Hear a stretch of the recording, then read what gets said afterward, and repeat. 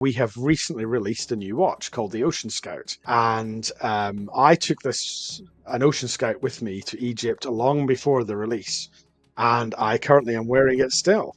One Well, I've got one in Ocean-Scout front of there. me too. You've got one It's, too. it's rather it's rather nice, isn't it? The Ocean-Scout is the latest watch from Geckota. It's really inspired by Dromomania, the need to travel. It's all about the journey. It's about the setting off on an adventure, the journey itself, ideally on the ocean, be that a paddle steamer up the Nile or a ship across the Atlantic, and then the destination. And if you look at the journey holistically, if there was one watch that could encompass it and be your partner in that adventure, that was why we designed the Ocean-Scout. I love the deep blue navy of the dial. It really sort of like calls to mind oceans, obviously being the Ocean-Scout, but also cruising and boat, because I mean that's why they call it navy blue, isn't it? You've got the blue and I've got the black one. The black one is unquestionably channeling a specific genre of vintage watch. We've got the unprotected crown, which I know you've got, but with the black dial and the black bezel, it's definitely giving it a certain look. We've got the classic 369 dial. We have a watch here that really looks like it comes from a certain glamorous age of travel era, but it is thoroughly contemporary and modern. I think that was the big challenge with the watch, was to design a very modern watch, but it still had that real vintage vibe to it. It comes on the Hydra rib strap. That's going to be one of the standard straps. This is actually the first time I've worn a Hydra rib, and I was really impressed with it. So anyway, we decided, because I was going overseas on this little trip, and because the watch hadn't traveled yet, it was a perfect place to test it, because I was going to be in 40-degree heat plus, going to be in sand, it's going to get very grubby, and we thought, what better place to test the Ocean-Scout than take it down the Nile? Absolutely. So really a watch for absolutely every use and occasion.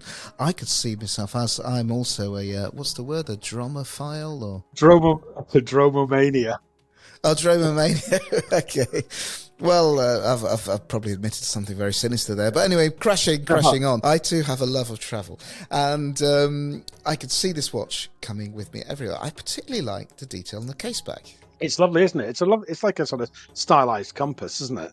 Yeah. And I think again, it's simple, but it's really trying to channel again the genre that we're trying to slip into with the watch. I mean, one of the things I do love about this watch is that Geckota's designed it really without compromise, and I think that's a bold thing to do. They're not trying to make it a jack of all trades and a master of none. They're saying, no, we're going to go for a classic vintage era travel watch, the kind of watch that when a guy set off on a voyage across worlds to get through jungles and deserts and to get to this amazing destination of Shangri-La or wherever he's heading, he'd have had on an Ocean-Scout, because this watch represents the whole, as I said, the whole sort of holistic journey. Equally, I could just see this strapped onto the wrist of Hercule Poirot as he is cruising down the Nile trying to work out who shot who.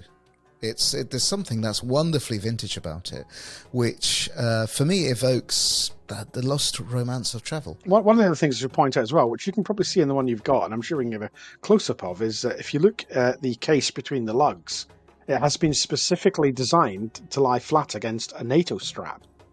Uh-huh. Yes, I see what you mean. That, I think, as well, is a lovely statement. It's it's a brave move, you know.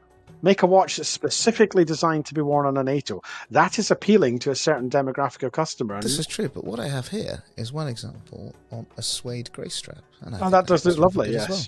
That does look lovely, doesn't it? Yeah. And I think part of the suede grey is part of the vintage appeal for me. Oh, I've got some good pictures, which are hopefully flashing up now, instead of people having to look at you and me, of the watch in Egypt against desert backgrounds and things. I mean, and I thumped the heck out of it in Egypt, going through tombs and round temples and scrabbling around on rocks. It did have, for its first week in life, it had a pretty damn tough start, I can tell you. I like that, just the way you just casually dropped in, just going through tombs and scrabbling around temples, like some form of Indiana Jones. Yeah, absolutely. Just looking for my Lara Croft. I love this sort of adventurous part. I love the fact that you see the Sudan, and I love the fact that you get to get dusty and dirty and see all sorts of things. I've never been on a Nile cruise, don't get me wrong. You'll probably laugh at me now, but is there such a thing as dining at the captain's table, and do you dress up in the evening as well?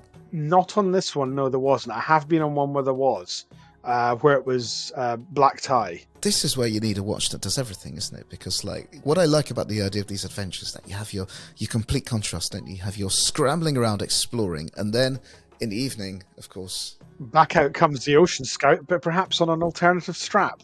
Hopefully we've got lots of pictures flashing around with it.